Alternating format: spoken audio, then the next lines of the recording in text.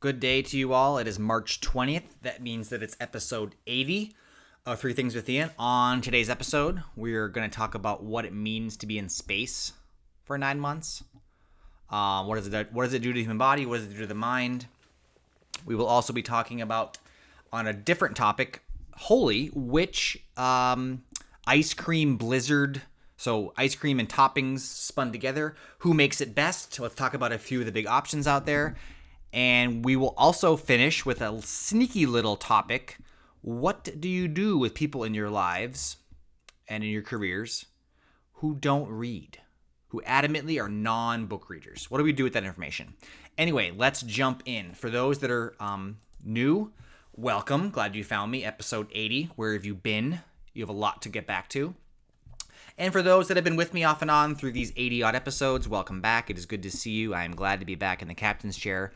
So, Sunny Williams, and Butch Wilmore, they have been in the news a lot. I hope they can take a vacation. They spent 9 unplanned months in space. So just think about this for a second. It was an 8-day journey. It didn't turn into a month. It didn't get postponed for weather for a couple weeks. 4 or 5 months. They spent an entire human pregnancy, 9 months, full gestational period, in space, in a capsule, and on a mission that was designed for 8 days. It's absolutely incredible. I don't know if it's a mixture of embarrassment, of sympathy, of just what the heck happened. Maybe it will make other astronauts in the pipeline a little more leery to escape our orbit. I don't know. They waved, they smiled. The SpaceX Dragon capsule splashed down without any problems off the coast of Florida. 2 dolphins, talk about a weird image. 2 dolphins greeted the no longer stranded astronauts. I will say that NASA was very cautious. They probably could have rescued them earlier, but they were concerned about what that would look like, and so they took the long road. Once again, Wilmore and Williams, I'm happy you're back. They're going to spend another 45 days post-mission. They take this post-quarantine very seriously from space, so they are not going to be able to see their families probably, maybe through a partition or a glass, but they'll be quarantined for a long time. They'll spend 45 days in Houston. They'll spend 2 days every day with trainers working on a personalized recovery plan. Space is kind of like Mount Everest. It's the death zone. We're not designed for space. Our bodies we basically are on a ticking time clock, right? Psychological systems will recover, but they spent a lot of time without gravity. And in the depths of space, there's no atmosphere to protect you from the radiation. So essentially, they were exposed to radiation. We don't really know long term, because I was reading that a lot of astronauts, when they come back and retire, they kind of have a retirement. They're not going back to the lab every couple weeks to get their blood tested, and so we don't really know the long term effects of the radiation. Space is the most dangerous place you can be. Anyway, so they're back, and their blood and body and all the fluids are going to undergo a bevy of tests. We'll probably learn a lot about them, a lot about what it means to be in space for a long period of time. They do not have the record by far.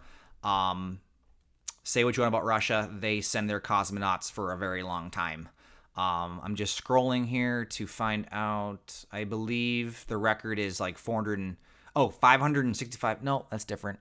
The record is like 400 plus days. There was a Russian cosmonaut who did that.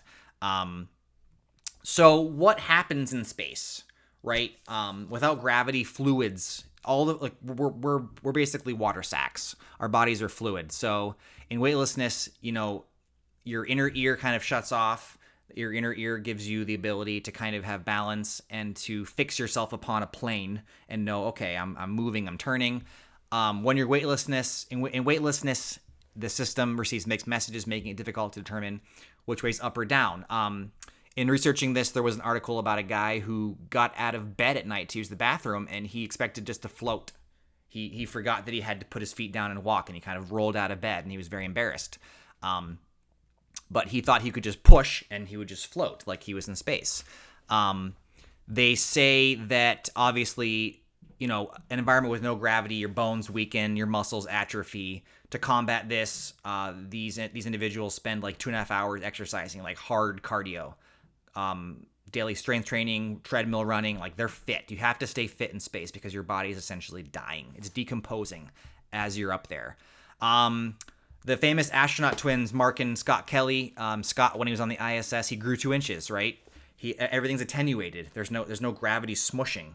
It pulls out.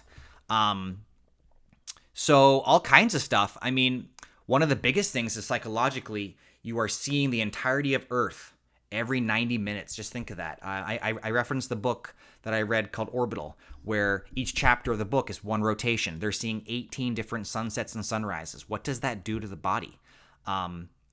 It also, unfortunately, sounds like when you're in space, after a couple of days, you have a head cold for the entirety of your duration up there. That's terrible. Fluids build up in your head, so you feel like you have a head cold the entire time. Olfactory senses are diminished, which is a good thing because apparently there's no window. Well, there's no windows, guys. So 2 months out there, no visitors, no airflow. Yeah, it stinks. It stinks. So your brain becomes waterlogged. So the cosmonauts back in the day had a suit, a bit like a wetsuit, that would suck the fluid and blood away from the head, apparently. NASA and SpaceX are currently working on their own version of this. And like I said, radiation. Earth's atmosphere, say what you want. The magnetic fields, they shield us from the high levels of radiation. In space, you don't have that protection.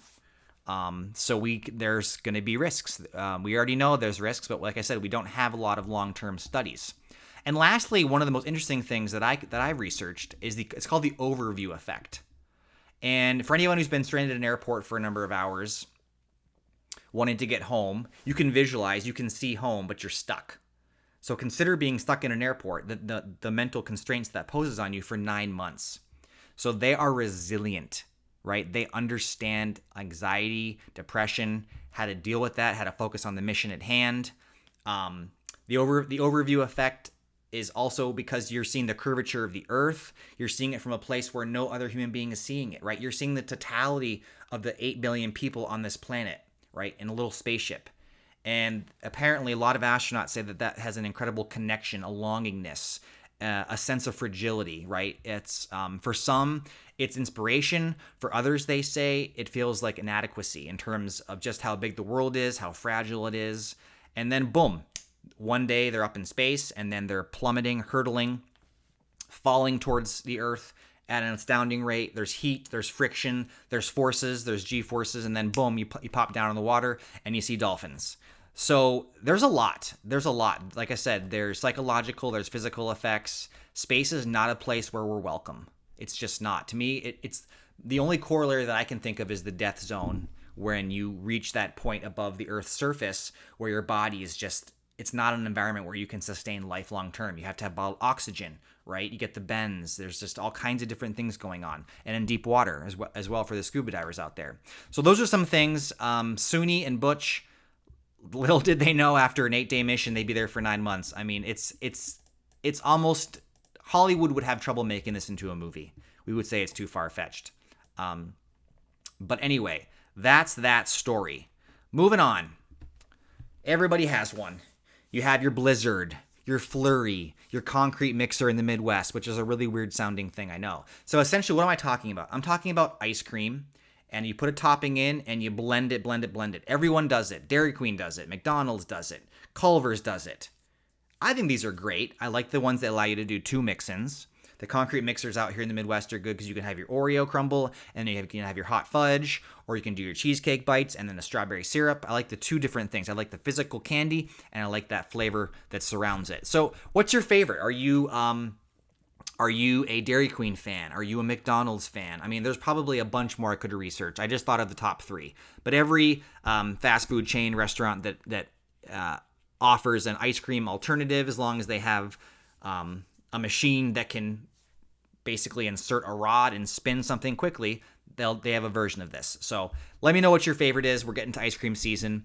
I will do a whole nother episode on the best ice cream flavors, and I can't wait for that. My last topic. What do we do with people who don't read books?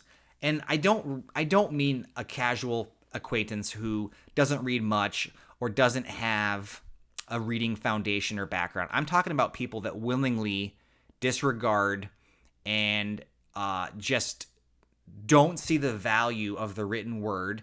And really what I'm getting at here is science. I'm getting to anti-intellectualism, celebrity worship, where it's just if you don't have the wherewithal to come up with your own ideas and your own way of thinking through problems pragmatically, and you'll fall for anything. And I think that, I mean, this is a PhD dissertation. This is a 400-page document, but it's consequential to me when we have individuals who knowingly and seemingly without any reservation disregard experts, and they disregard basic scientific tenets, and they embrace the all too American tendency towards, like I said, anti-intellectualism and celebrity worship, toss in a decades-long decline in humanities and social sciences, and we get a superficial culture in which we have people disparaging objectively true things, and the main repositories of knowledge are under attack. And I don't mean to sound dire. I don't mean to be a harbinger of gloom, but I am, because it's very alarming to me as a human being that considers themselves, I guess I'm well read, but I would go a step below. I mean, there's things I haven't experienced in my life, but I read through things, I look at the works cited, the bibliography, and I do my due diligence, and I still can get it wrong sometimes, but the thing about science, guys, is that it's true whether you believe in it or not. Science does not really care. There's no, there's an incentive, I guess, but people just need to read. When you read, you become a better writer, a better thinker, a better human.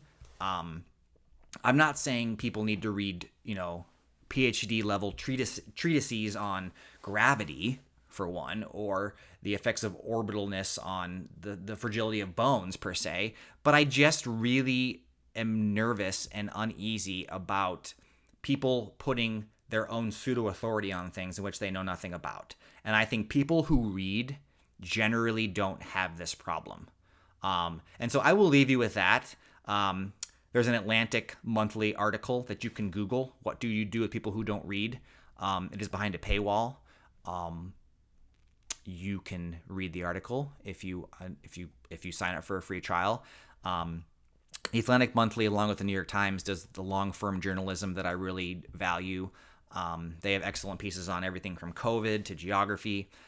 Anyway, please read, or please do not silo your brain and bifurcate yourself into a situation where you are alarmingly anti-book because you feel like, oh, that's just the elites out there. There's a lot to be learned from reading. And I just want to leave you with that note. So we talked about space. Please welcome Miss Williams and Mr. Wilmore back to Earth. It has been too long. I can't wait for them to get caught up on all the news. Although they obviously had transmissions in space. We talked about concrete mixers and ice cream. What's your favorite mix-in? Are you an Oreo? Are you a Snickers? Are you a candy person? Are you a flavor person? Do you like marshmallow, hot fudge, chocolate syrup? What do you like? I want to hear about it. And then what does it mean to live in a world where most people don't read? It is not a good thing. I'll give you that. All right. Check back tomorrow. Hopefully a bit more buoyant of an episode, more bright. And I will see you on the flip side. Goodbye.